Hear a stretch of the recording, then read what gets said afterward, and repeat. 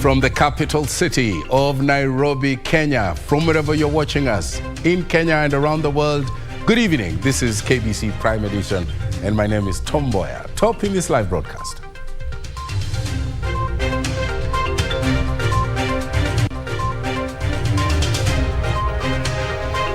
Rejection of tourism, CS nominee Penina Kalonzo sparks a row in parliament, with some MPs plotting to amend the appointment committee's report.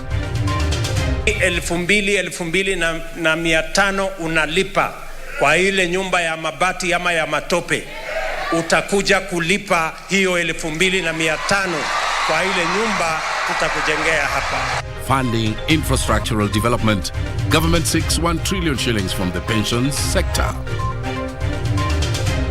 Economic shocks.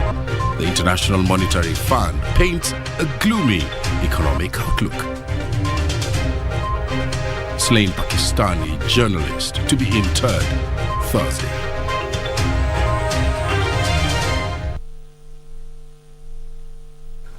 Our socials at KBC Channel 1, my Twitter handle at Mboya24, and Susan Thuko is in charge of our sign language docket.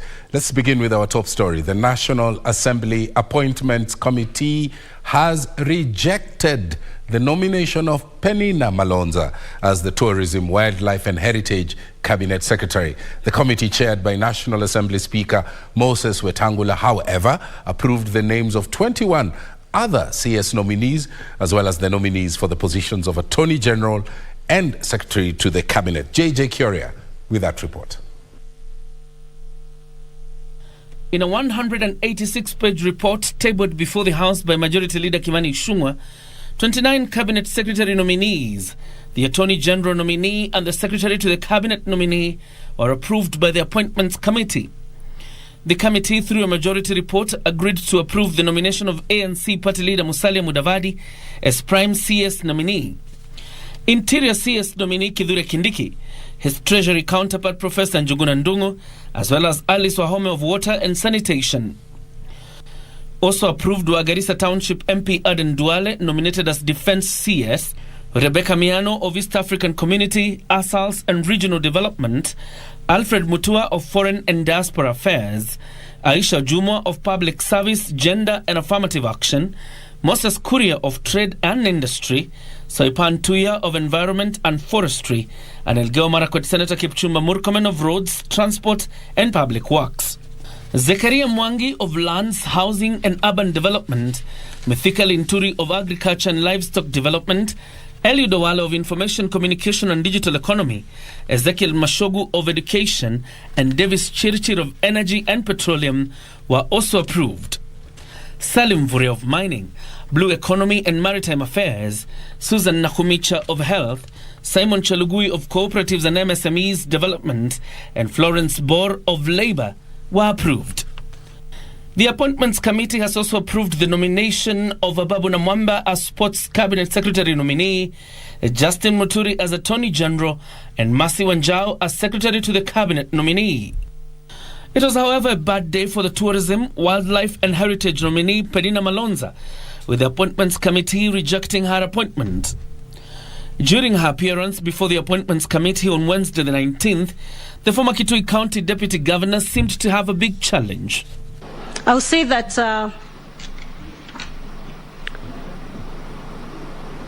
it is below 2.5, and that's why I said if this committee approves me, I'll be engaging to see. However, we are also diversifying this area. Penina, it's good to be factual. Yes. The honorable member was doubtful that the amount of money available for compensation in the cases of injuries to human beings by wildlife is 2.5 million. Now you are saying it is below 2.5 million. Sorry, I thought I had said billion. You said million. Sorry for that. Chair, if the nominee does not know, she should say, I do not know, but I will check my records and Probably in future, if she is approved, then she will tell us. But for now, when she tells us 2.5, then she says 2.5 million and billion. Next, she'll say 2.5 trillion. So I'm wondering if she's not sure about any fact, she should leave it out. That's what I'm saying. Thank you. Penina, you know, in an interview, an exchange like this, even no is an answer. You don't have to hazard guesses. If it's not clear, not everybody knows everything. Though there is a minority report rejecting the nomination of Linturi and Aisha Jumwa, the majority report will take precedence. If Parliament votes to adopt the report, the 21 CS nominees, the Attorney General and Secretary to the Cabinet nominees will be formally appointed by President William Ruto. John Jacob Curia, Prime Edition. Well, we don't know how that will pan out, but what we do know is that Ndebe's Member of Parliament, Robert Bukose, is set to move an amendment to the report on the vetting of the nominees alongside the rejected CS nominee, Penina Malonza. But let's look at the item on housing first. The government is looking at tapping into partnerships within the pension sector to unlock an estimated 1 trillion shillings within the next year for infrastructural development. President William Ruto says that this will, among others, enable the country to accelerate development of over 200,000 houses for low-income earners. President Ruto said the projects will heavily rely on local suppliers and also community workforce. The Ministry of Transport, Infrastructure, Housing and Urban Development states that while only 28% of the population in Kenya is urban, the government now says it has started the journey of eradicating the slums. Hii Kibra ambayo ilijulikana kama slum kubwa katika Afrika itakuwa the largest real estate in Kenya. Speaking at the launch of the construction of over 4,000 affordable housing units at a cost of 550 million shillings in Soweto East Zone B at Kibra constituency, the president said the government has learned from the errors of the past. Hapa leo mmesikia huyu jamaa amesimama hapa anaitwa Bwana Mulwa. Huyu Bwana Mulwa hapo. Nilifanya mkutano na wao jana. Hawa jamaa wametuambia ya kwamba watatupatia shilingi bilioni 500 mwaka huu in the first year. Alafu mwaka ujao tutapanga na wao watuongezee ingine bilioni 500 ili tuwe na pesa ya kutosha ya kujenga manyumba kwa kila Mkenya. However, beneficiaries called for the lowering of rates paid to the city to help them save while owning the units once constructed. Bado maisha yetu ni ile ya chini. Na kuomba siku ya leo ili nikupende zaidi na wanakanan. Tuondolee stamp duty. Tuondolee stamp duty. Tuondolee rand rate. Tafadhali wananchi wangu, hii rates lazima tulipe. Ili niwafanyie kazi, ili niwaletee maji, ili tuwajengee manyumba, ili niwatengenezee mabarabara, lazima tulipe rates. Hatuwezi kukulipisha ushuru, tutaondoa mambo ya stamp duty. So Mama Shiro, mambo ya stamp duty tutaondoa. Sawa? Lakini hata wewe sasa ukubali.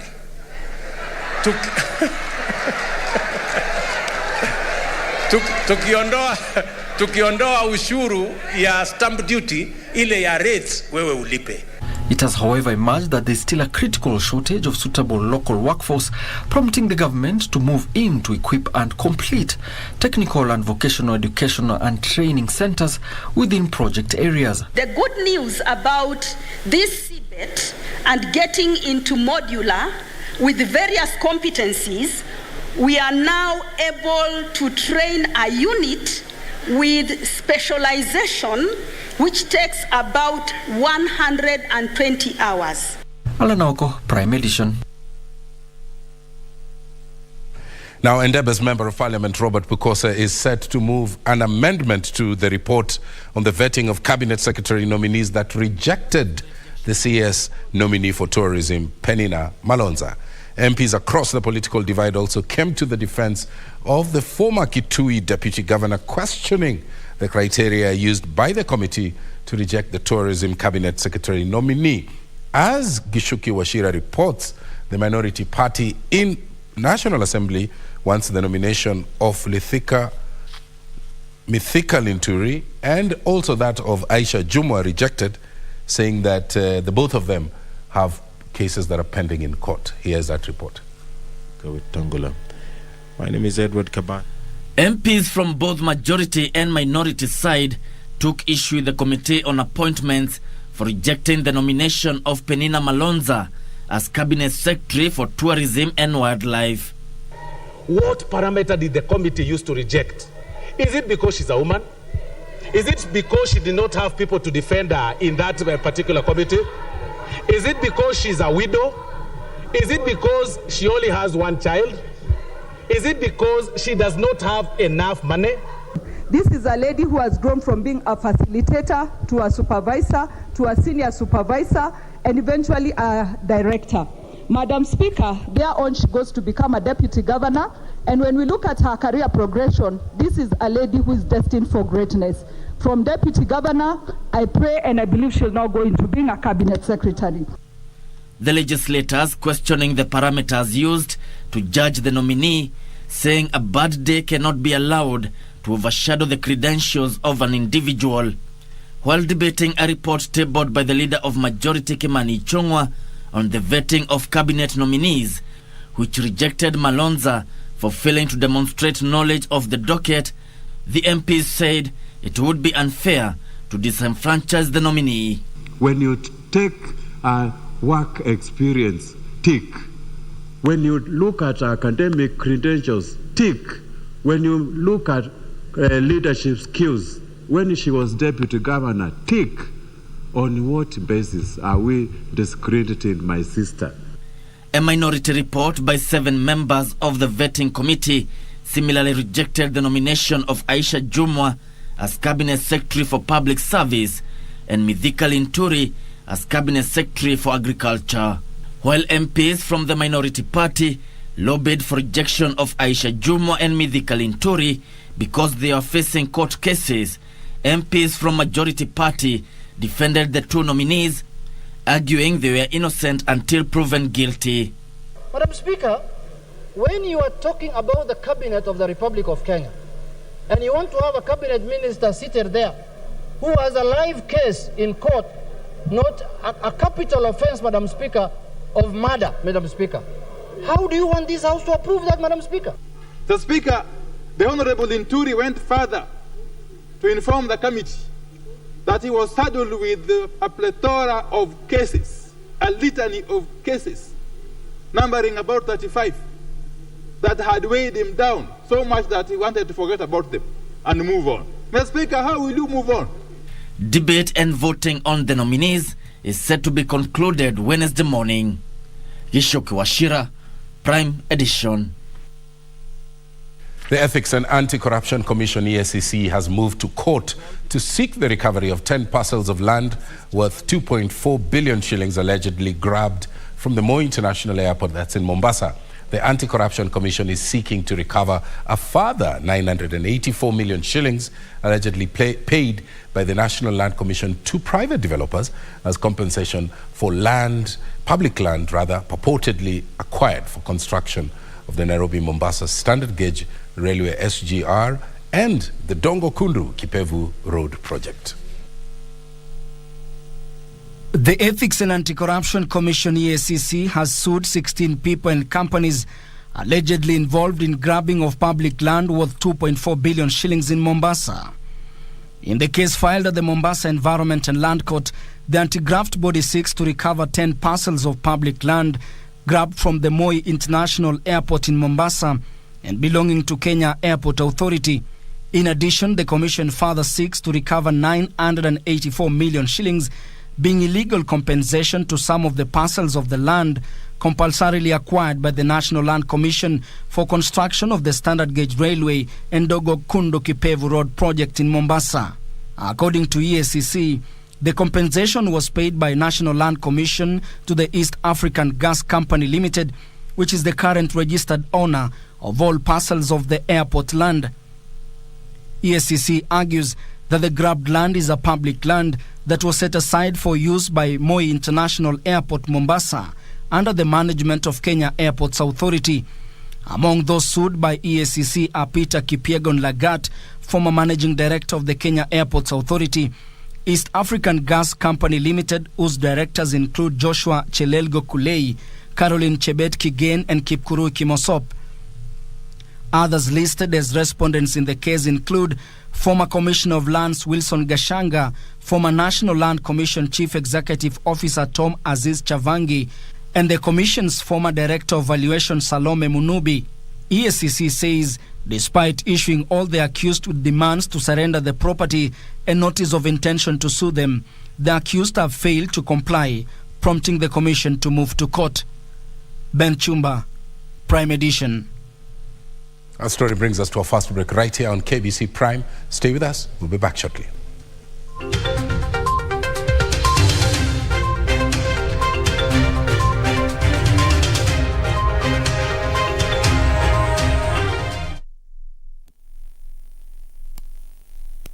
Kupata Zaburi 18 mstari wa pili, dial star 811 star 817 hash.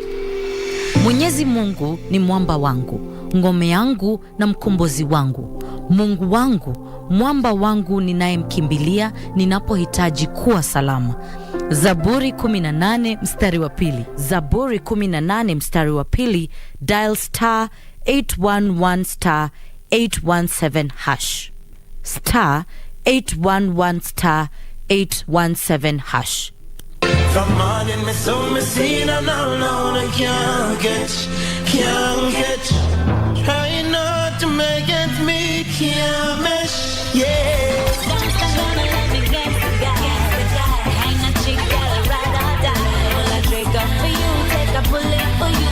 That's just the way around. Go on, cook for you, wash for you, make up your bed and clean your house for you, press your clothes for you, spend my money for you.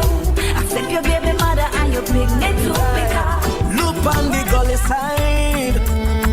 Do you see anything to smile about? Look at that hungry child, yeah. Do you see anything to smile about? Look at the school where you them not forget the nation. Do you see anything to smile about? Look at the conditions of our police station. Do you see anything to smile about? At KBC Channel 1, we put people at the heart of events with our captivating weekly news features. Every day, we are breaking new grounds with informative, entertaining, and inspiring human interest stories. On Mondays, 9 p.m., we have The Cabinets. Tuesday, 9 p.m., we get inside the barracks for military tales. We delve in the world of cinemas and theater each Wednesday night. For the young and industrious, make a date with us every Thursday at 9 p.m. Fridays are dedicated for my culture. On Saturdays, we go back in time for history in perspective.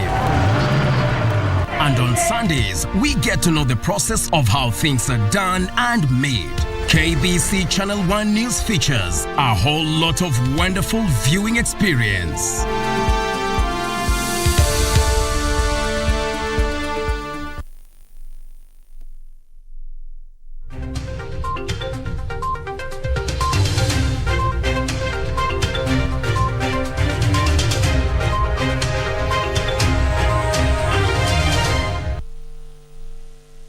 Welcome back. A section of leaders from Wajir and Garissa counties have blamed the failure to implement the pre-existing national drought risk management policies for the prolonged drought which has ravaged half of the nation.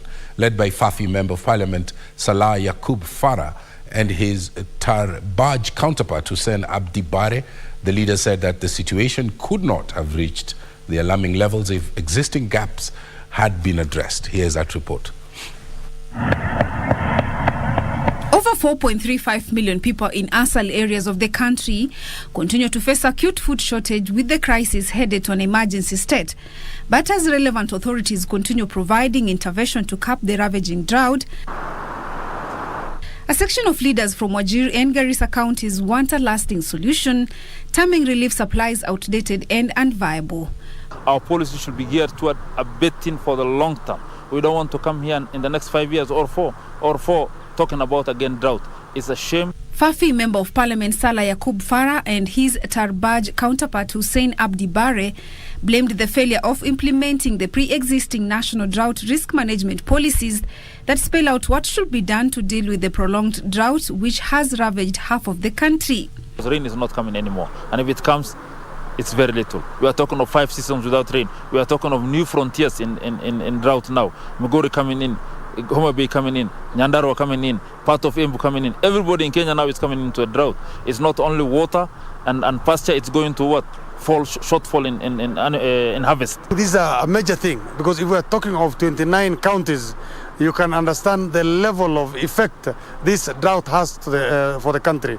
The two leaders further say the affected region are usually the most food insecure, calling on the government and development partners to be proactive on drought management measures. The gaps is most of the hospitals have closed because of malnourished numbers increasing, and they don't have nutrients to supplement those malnourished lactating mothers and the kids. The gaps has been lack of water. That's why you see people crossing Tana River or going to Isiolo side to look for water. But I think we must do more. We must channel resources to these affected areas so that we are not even sure whether this rain is going to come. So it might even go worse. So I think we must take proactive major steps and even recall those who are involved again, so that we evaluate what we've done now, and we take more concrete steps now. They claimed if the policies could have been implemented fully, efforts to mitigate the impact could have bore fruits. And long term should be piping of water or canals or whatever it is, not issue of earth-fill ponds. We are not interested in that because that has been done. In my area, there's over 300, 400 earth-fill ponds, which are not helping us because rain is not coming anymore. And otherwise, certain level of efforts are being done, but I feel that is small and it must be upscaled. We have certain level of interventions, but I think that's not enough. Thank you. Tuwapigieni makofi. Meanwhile, Machakos County Governor Wavinya Ndeti has today flagged off a consignment of relief food to all sub-counties for distribution to all needy families facing hardship during this drought period. And we have to make sure that our people don't suffer. I want to thank the President and the Deputy President very much. They had our call and they took action.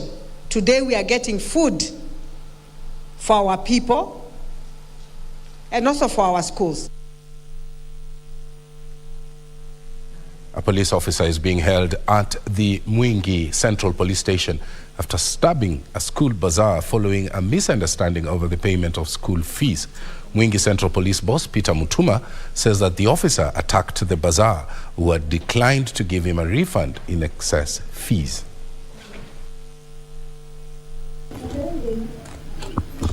The suspect Haji Boru is said to have gone to Mwingi Boys Secondary School where his son studied and asked to be refunded excess school fees paid through the Constituency Development Fund. A request Alex Mwanzia, the school bazaar, rejected on accounts that the money could only be carried forward. Kijana wake alifanya last year form 4. Alikuwa analipiwa pesa na through bursary fund. So alikuwa ameoverpay na 19,000. So huyu mzazi akakuja akasema around 2 months ago akasema anataka kupewa hiyo pesa yenye ilikuwa imekuwa overpaid. So nikamwambia procedurally hii pesa mtu hafai kurudishiwa because it is bursary money. The agitated suspect is said to have immediately drew a knife and stabbed the bazaar several times before he was rescued by fellow workers. For that time akaniambia inaonekana ni kama tumeganga kumsumbua. Akaniambia ni sawa, tuko hapa Mwingi tutaonana. So mimi nikaenda nikapiga report polisi, nikasema venye ameliberated. And then leo sasa asubuhi, that is after around 2 months, leo asubuhi saa 4 ndio alikuja kwa ofisi akaniambia hii kazi ya polisi iko na pesa kidogo na niko tayari kuiacha saa hii. Na wewe nitakumaliza. So ndio alitoa akatoa kisu. The bazaar is currently recuperating at a local hospital while the suspect is being held at Mwingi Police Station awaiting to be arraigned in court. For Prime Edition, I'm Zainab Said. The first prosecution witness in the murder probe of the 28-year-old businessman Kevin Mboya has told the court that he saw one of the suspects, Robert Ouko, with a gun before and also after the death of the victim. Appearing before Justice Bononga, the witness who was at the crime scene gave a chronology of events on the night of the 21st of August 2020 when Mboya was killed. This and more from the corridors of justice. The hearing of the murder probe of 28-year-old businessman Kevin Mboya, which occurred on the 21st of August 2020, began with his cousin Kevin Amanye painting a picture of what he witnessed at the scene of the crime. Amanye said he met Mboya in the company of one of the prime suspects, Robert Bodo, among other persons, for drinks, and says he saw Bodo with a gun even before they went into the house. So we and John followed each other to the apartment after some time.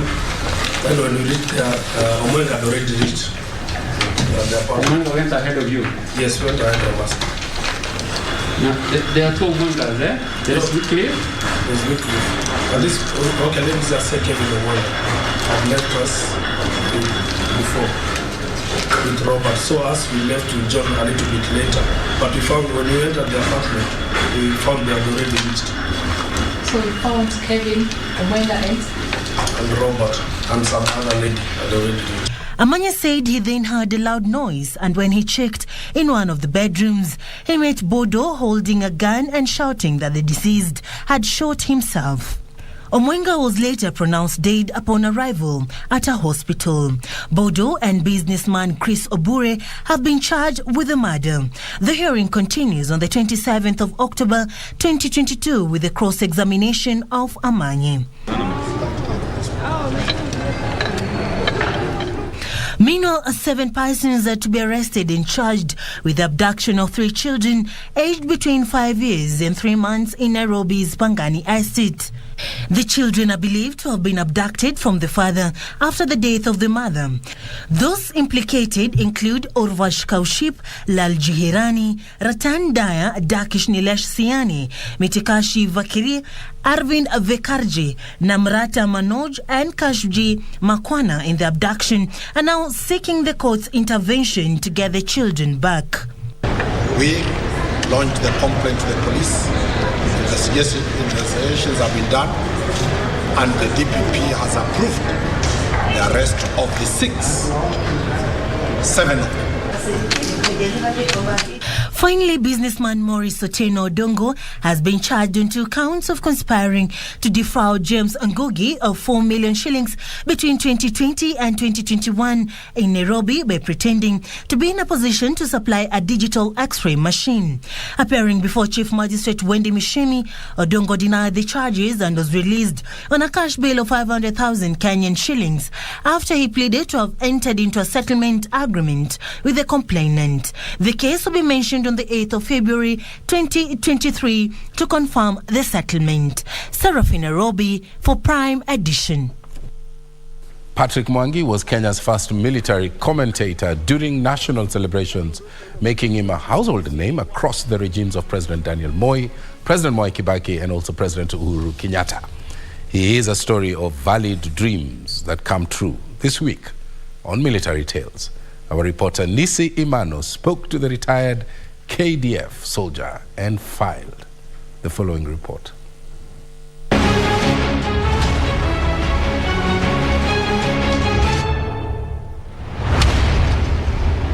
Born in November of 1961 in Nairobi's Pumwani Maternity Hospital, Patrick Mwangi's dream was about joining the military. I always wanted to be in the Air Force. In fact, there's somebody who wanted to take me to prisons, but I ran away. After completing his O-levels, he enlisted with the Kenya Air Force. That's where I was recruited. That was on 24th August 1981. He was then posted to Moi Air Base at the Flying Training School as a technician, where I started working with the training aircrafts, the Bulldogs. But how did he become a commentator in the military? When I was in primary school, I used to represent Kasarani, the entire division in a speech contest, me and commentary. started there. In Moi Air Base, he used to be the athletics announcer and volunteered for events. Because of that volunteering, in 2001, during the board meeting of the Air Force, the Air Force commander, the late Major General Mutai, thought that why can't we be doing our running commentary during the aircraft flyby like they do in Para. So since I was doing those kind of announcements in base, I was unanimously chosen to be the one. So 2001, 12th December, I came to Nyayo National Stadium to do the announcement. Warrant Officer 2, Patrick Mwangi, we thought is an easy thing. You just come because you are in uniform, you are in military uniform, unakuja tu na kutangaza. In fact, I went to the director himself that day. And he told me, Mwangi, I can see you are in uniform and I trust you. I trust KDF. But this is a live commentary. No written document from DOD. So I won't allow you to do it. After that incident, Patrick had to go back to the drawing board to do it right for the next event. So we wrote a letter to Ministry of Culture and Social Services for the next one, which was 2002. So 2002, I did it. Immediately after that first one, the army commander, who was that time the retired General Kianga, said that huyo mtu ametangazia rais mambo ya ndege. Next time atangazie rais kila kitu kwa hiyo sherehe. So that is how sherehe started. Otherwise me, I was coming to do a running commentary of the aircrafts. It was at this point that Patrick decided to mentor other people to assist him. So I knew the next Jamhuri, which is 2002, I will do everything. And that is when I went looking for Gibson Mwandawiro. And in 2004, he did his first Madaraka Day commentary.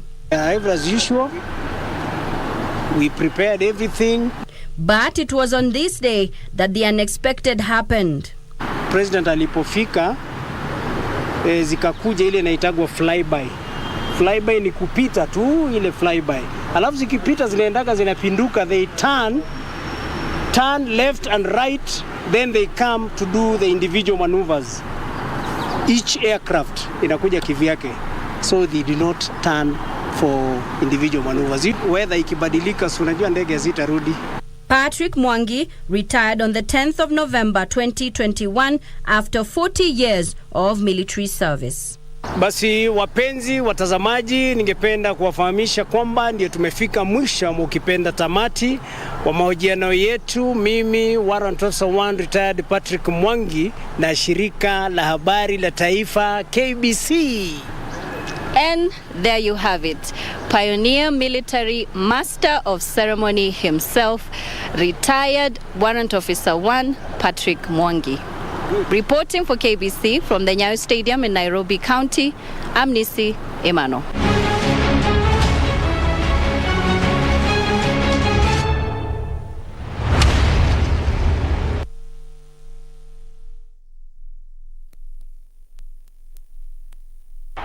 The legends and familiar charms will grace KBC once again.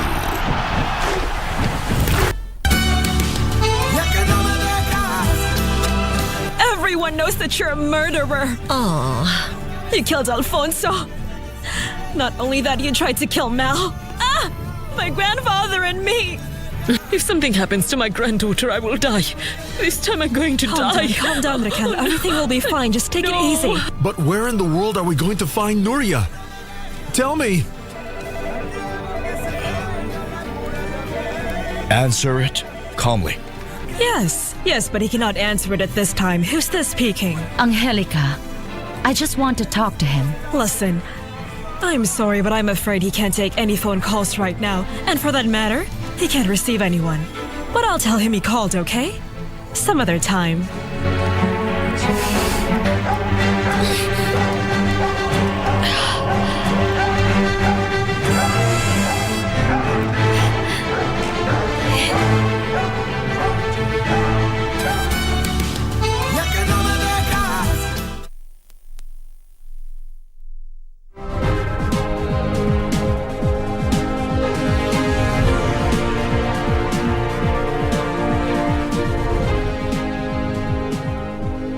welcome to the day's business. I'm sitting in for Betty Kiptum. Kenya is among the sub-Saharan African where economic growth will remain suppressed due to various economic shocks. The International Monetary Fund, IMF, says that drought and the ongoing global energy crisis will continue to hurt economic growth in the region, with economic expansion expected to drop from 4.7 all the way down to 3.6% in 2022. The fund is warning that muted investment and the worsening balance of trade will continue to stress fiscal policy in many African economies. The latest report by the International Monetary Fund indicates that economic activity in sub-Saharan Africa picked up in 2021 to 4.7%. However, growth is expected to slacken sharply to reach 3.6% this year on account of inflation caused by drought and the worsening global energy crisis. So I think this is now the time to start being very clear on that. And I think certainly the view that we have in FSD Kenya is trying to integrate green finance into medium-term plans, into policy. To weather this, Africa policy makers are calling for the adoption of affordable and targeted measures to address food insecurity in sub-Saharan Africa and the tightening interest rates. But you know, the problem is very much now. So I felt and I missed a very strong statement about the need for the international community to come in to deal with it. Policymakers are further calling for caution when raising policy rates and management of forex reserves. Central Bank Governor Dr. Patrick Njoroge emphasized the need to tighten the fiscal space in light of rising interest rates to help lower borrowing costs. Washington-based fund has urged policymakers to adjust their monetary policy rates gradually to anchor runaway inflation. More transparency from governance. Regina Manyara reporting for Prime Edition. The revival of the troubled Mumias Sugar Company is picking pace, with the company now crushing close to 2,000 tons of sugarcane daily. The miller, which is under the management of a Uganda-based Sarai Group, says that it has since hired 500 workers as part of its turnaround plan. Sarai Group secured a 20-year lease from the Kenya Commercial Bank to revive the ailing sugar miller in January of this year, promising to pump 5 billion shillings into the company. Mumia Sugar, which less than 10 years was the biggest sugar company in the country, has seen its fortunes fall due to mismanagement and debt running into billions of shillings. The company was put under receivership by the Kenya Commercial Bank due to a 5 billion shillings debt owed by the lender. In January this year, KCB Bank picked Sarai Group of Uganda to revive the collapsed sugar miller. Mumia's company manager Steve Karumba has said the company is in the process of overhauling its machinery to increase efficiency and cane crushing capacity. The company is buying cane from local farmers at around 4,000 shillings per ton, with plans to increase the price once the operations are streamlined. What we want to see and encourage both the national and the county government is to enhance our capacity and ability to be able to produce, and production is always guided by the availability of market. Mumia Sugar is currently crushing around 2,000 tons every day, with Mumia Sugar brand now available in the western counties. And we are crushing between 1,500 to 2,000 tons of cane per day. And now in the market, we have Mumia's Sugar. We have been able to engage slightly above 500 employees, and we are carrying on to increase the numbers as we continue to receive more cane. The management has, however, denied allegations that the employees striking are a part of the newly employed lot. Karumba has said they have engaged over 500 employees so far, with plans to increase the number once the operations of the miller are streamlined. Reporting for Prime Edition, I am Teresa Mutai. Coast-based counties have received a 3.5 billion shilling grant from the European Union to boost the growth of the blue economy at the coast under the Go Blue project. The funding under the Jumuiya ya Counties Pwani program will help create jobs and income-generating projects for youth and also women in the 5 coastal counties of Mombasa, Lamu, Kilifi, Taita, Taveta, and Tana River. The Go Blue program is an initiative funded by Germany, Italy, Portugal, and France, and UN Habitat. The program seeks to empower the coastal communities through training, capacity building, empowerment, and the creation of employment opportunities. The Go Blue project targets aquaculture, fisheries, and marine security, among other sectors which have the potential to uplift the economic and social welfare of the coastal communities. Jumuiya Counties za Pwani CEO Emmanuel Nzai says 3,000 youth are set to benefit from the Go Blue project. Inafadhili vijana karibu 1,300 kutoka hapa mpaka 2024, na hiyo ni program ya GIZ ambayo inafanywa katika vocational training, ni wawe trained kwa mambo ya blue economy na wapatiwe kazi. Governors from the coastal counties have vowed to work together to exploit the blue economy. Hii ni masuala muhimu ambayo yanataka kuangaziwa, ambayo ni lazima tuwe na ushirika. Mimi sioni kwamba tunavunjika. Nafikiri safari kuna ari mpya na hii jumuiya ya county itakuwa tofauti. Tunawashukuru wale walioenda walianzisha, lakini sasa tutaiboresha. Tushikane. Let's hold this jumuiya na with the ex-team so that they can reach and meet their goals. For Prime Edition from Mombasa County, I am Ann Mburu. Nairobi and Mombasa are staring at a major shortage of fresh produce due to total crop failure and expensive transport costs.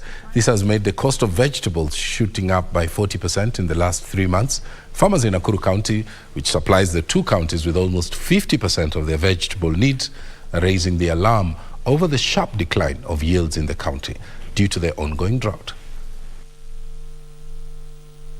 Ihindu and Maila of Naivasha are the breadbaskets of Nakuru County, supplying vegetables to major cities in the country. However, the county of Nakuru is facing one of its worst droughts in almost 5 decades. The ongoing drought has affected 23 counties, with 10 more currently under the alarm phase. Sasa hakuna chakula chenye inatoka kwa mashamba na kupelekwa kwa soko ndio kipelekwe area zingine za nchi. Huu msimu haujatupeleka vizuri kwa sababu kiangazi imekuwa mingi, tulipanda chakula ikapotea. The drought has dealt a major blow to the agricultural sector, more so farms that rely on rain-fed agriculture that have recorded the lowest harvests yet. Kwa muda mrefu sasa, miezi kadhaa, huu mwaka wote kumekuwa hakuna mvua. Sasa kumekuwa kukavu sana, watu wako na njaa, kila area, hata watoto wanashindwa na kwenda shule kwa sababu ya njaa. Farmers are now urging the government to help them reduce their losses. Sasa tumefika mahali si pazuri hivyo. Kuanga tukipanda mahindi na kupanda sukuma, waru, juu kuna kuanga na mvua. Lakini sasa hakuna mvua, hakuna kitu tumepanda, tumekaa hivyo tukiwa tumetegemea. They're advising major cities to find alternatives, lest they risk empty vegetable markets in the next coming weeks. Hibak Said for Prime Edition. Well, we're taking a break. We'll be back shortly. Stay with us.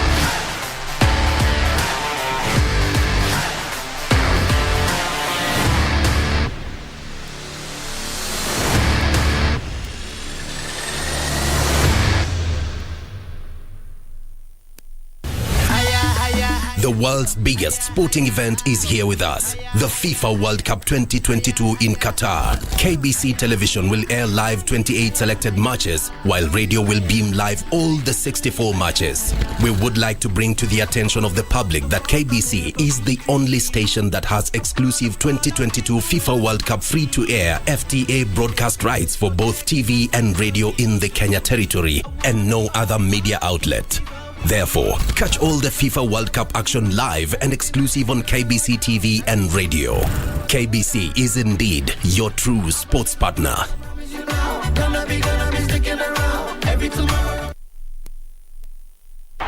The legends and familiar chants will grace KBC once again. Don't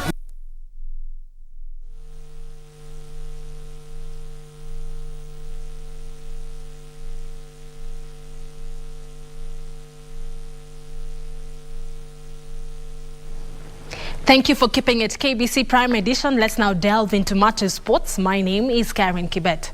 Now, over 15,500 runners, including 172 elite athletes, have registered to take part in the 2022 edition of the Standard Chartered Nairobi Marathon, which will be held on the 30th of this month. Several roads in Lang'ata area and Southern Bypass are expected to be closed during the event, which will start and finish at the Uhuru Gardens in Lang'ata Road.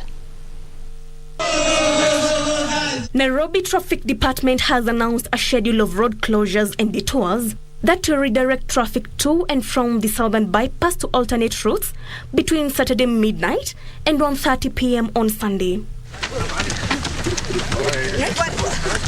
Deputy Head Traffic Police Commander Mary Carrier said that they would work to minimize the inconvenience to drivers and pedestrians. Motorists of vehicles or any other road users, you'll be accessing Dagoretti from Kikuyu through the Southern Bypass. Then we have Karen Karide area, that is Kikuyu through Southern Bypass. Vehicles and other road users, you'll be able to use the Southern Bypass, access Kikuyu from Karen through Dagoretti Road.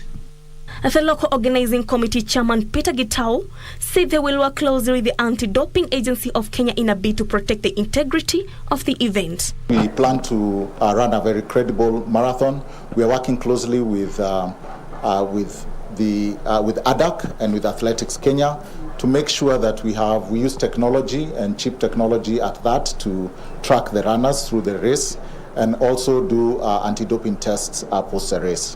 Over 172 elite athletes have registered for a marathon, with winners in the full marathon receiving 2 million shillings each. The event has attracted upcoming athletes including Aspel Kipruto, Bravin Kiprop, Priska Jepto, Shalin Jepkoril, Ezra Kipketer, and Abel Kipsang.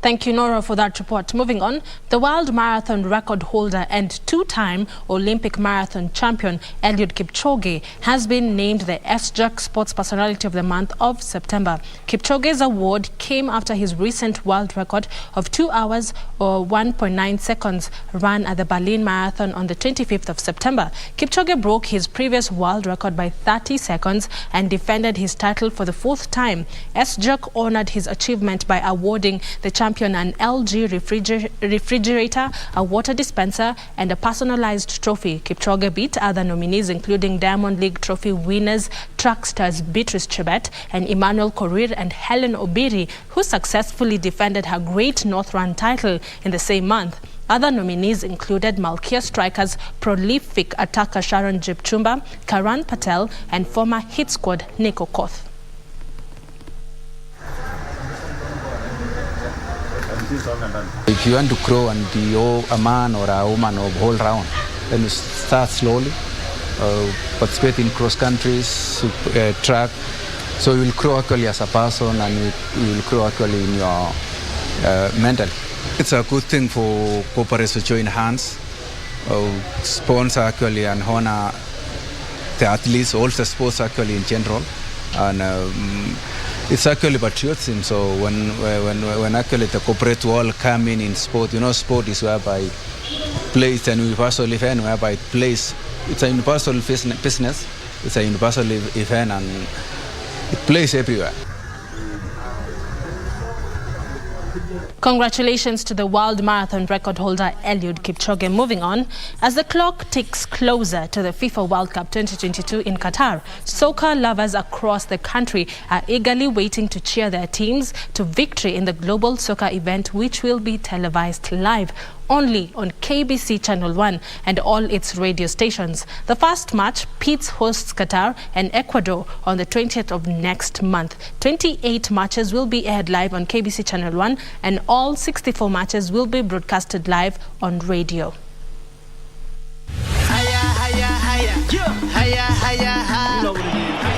Flicked in by Griezmann and flicked on!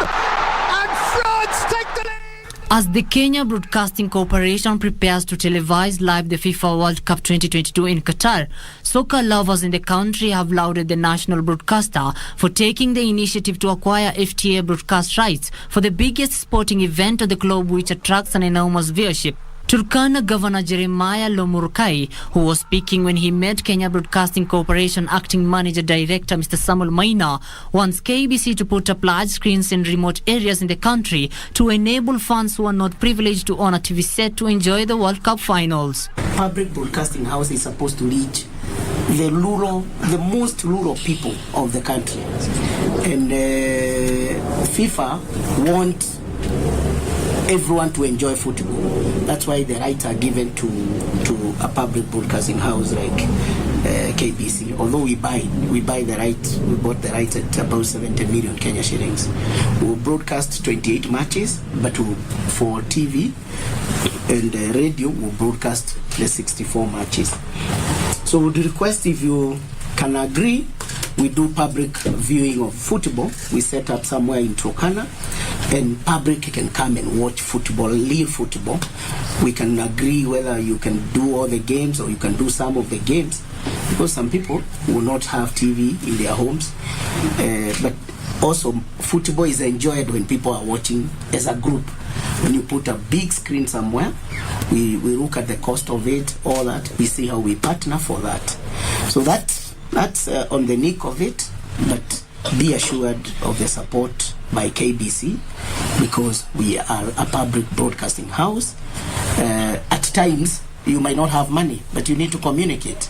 We are ready for you. Bring that information here and we will communicate.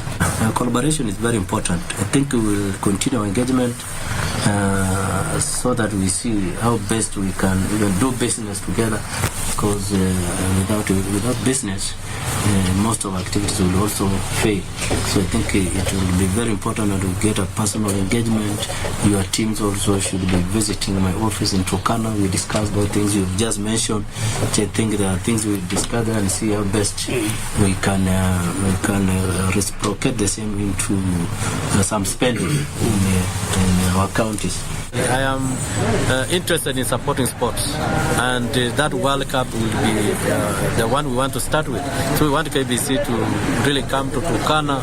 We put for us a bigger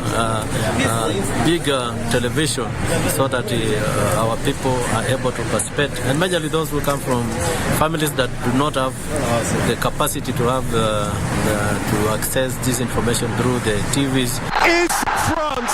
It will be some. Meanwhile, reigning world champions France will be aiming to become just the third nation to win the World Cup back-to-back in Qatar. After beating Croatia in the final of Russia in 2018, Les Blues will once again be one of the favorites to lift the biggest trophy in football, to be played for the first time in the Middle East.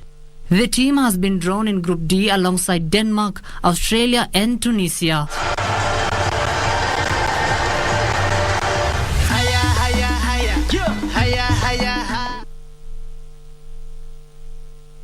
Thank you, Sela, for that report. 26 days to go to the 2022 FIFA World Cup. I sure can't wait.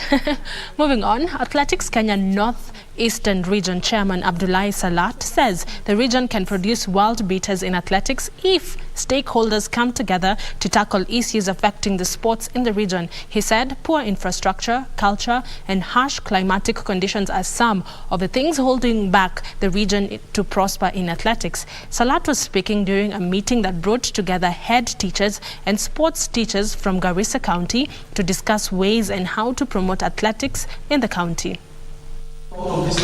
Salat said the region was endowed with talents that only need to be given a conducive environment to prosper. He said that the impediments could be tackled if stakeholders put their heads together and address the challenges affecting the athletes in that area. Every school should at least have its own camp where they will train their athletics and use the available resources. Where need comes, we will try to look for other sources. At the same time, he challenged the stakeholders to tackle the doping menace in the country, noting that it had become a major concern in athletic sports worldwide. We have to fight, otherwise we will be very bad situation. As far as culture is concerned, where religion prohibits, we are going to respect. Where there's nothing that's going to prohibit, we will move forward and encourage the rest. Ahmed Deko, who is the chairperson of primary sports and ball games in Garissa sub-county, said that time had come for all stakeholders to bring their heads together to identify and nurture talents right from a tender age. Nowadays, even our CBC, our new curriculum, talks about pathways, where early identification of children in terms of their talent can be identified, and then they're given opportunity in terms of how best they can actually attain or realize that talent through giving them pathways in terms of when somebody is good in sports, then we strictly see how best we can tap that. He said that the Northeast region rarely produces any stars in athletics, something that the officials are seeking to correct. Over 1,000 cyclists from the East African region are expected to participate in the inaugural Jubilee Live Free Race slated for the 20th of next month in Nairobi County. Listen in. Cyclists will compete in 4 categories of 48 kilometers Black Mamba, 16 kilometers Family Fun Ride, 48 kilometers Physically Challenged Race, and the 80 kilometers main race for both men and women. The race is open for the individual cyclist cycling groups and corporate teams across East Africa, with the aim of allowing interaction among cycling enthusiasts from the region, as well as advocating for mental and physical wellness. So as we celebrate our 85 years, we want to celebrate with the Nairobian initially, but eventually with all Kenyans. And I want to say we are committed as Jubilee to wellness, but we want to begin with cycling first. The race, which is organized by Exigent Limited, received a major boost of 20 million sponsorship today from Jubilee Insurance Company, which will go towards preparations and awards for top cyclists. In Jubilee, we have started Maisha Fiti. It's an app, and it's going to be an everyday app for all Kenyans and anybody in the world. And so Maisha Fiti, therefore, is that framework, that platform that everybody will be using and measure their physical and mental wellness. I would say I would like to call upon the government and all the supporters and also the fans to come around and stay nearby the cycling community to keep improving the number. It will be the first major cycling event bringing together cyclists from the East Africa community after the COVID-19 pandemic. And those are all the sports stories we had for you tonight. I'll definitely see you tomorrow, same time, same place, with more sports news. My name is Karen Kibet. I hand you back to my colleague, Mboya. Well, that's all we had time for. I want to thank you so much for watching. On behalf of the Prime Edition team, including our sign language interpreter, Susan Thuku, good night from Nairobi, Kenya.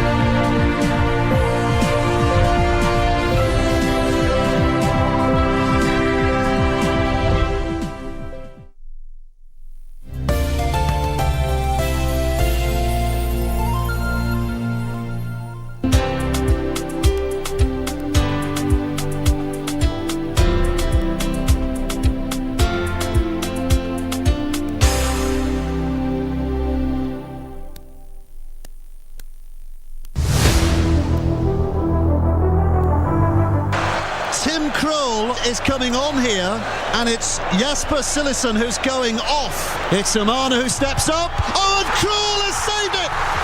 It's Krul for the Dutch! It's Kruller for Costa Rica! The goalkeeping hero who came on for the bench in the very last second has become a World Cup hero. You have to say, a masterstroke of a substitution by Van Gaal. He did it in the last round by bringing on Huntelaar. He's done it again by bringing on Krul. The Dutch are through to the semi-finals. They have won 4-3 on penalties.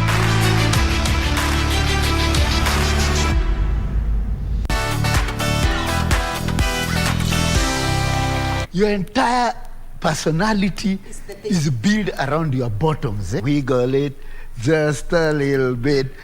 Now young ladies don't even want their age mates anymore. Wanatafuta wababa. Wanatafuta sasa wababa. Sasa wanaharibu hata mubaba. Kama mubaba yuko na school fees. Kila mtu anataka kuwa na Bentley. There are serious things now around surgery. Around surgery, wrong, yes. And then the idiotic, your bottom line is, your song is so bad that to make people interested in it, you have to use your backside again. You see, where are the brains? Yes. Where are the hidden somewhere near the bottom?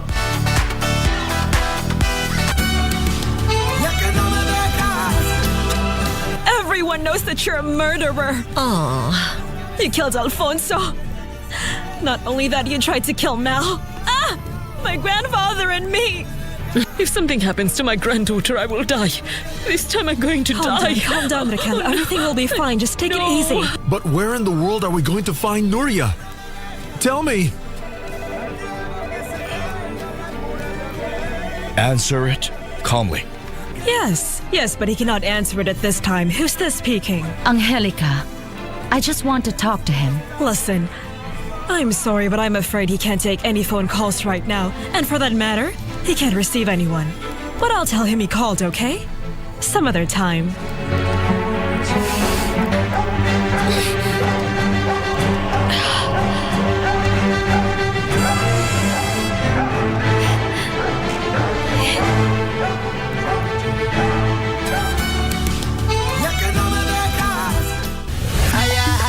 The world's biggest sporting event is here with us. The FIFA World Cup 2022 in Qatar. KBC Television will air live 28 selected matches, while radio will beam live all the 64 matches. We would like to bring to the attention of the public that KBC is the only station that has exclusive 2022 FIFA World Cup free-to-air FTA broadcast rights for both TV and radio in the Kenya territory, and no other media outlet. Therefore, catch all the FIFA World Cup action live and exclusive on KBC TV and radio. KBC is indeed your true sports partner.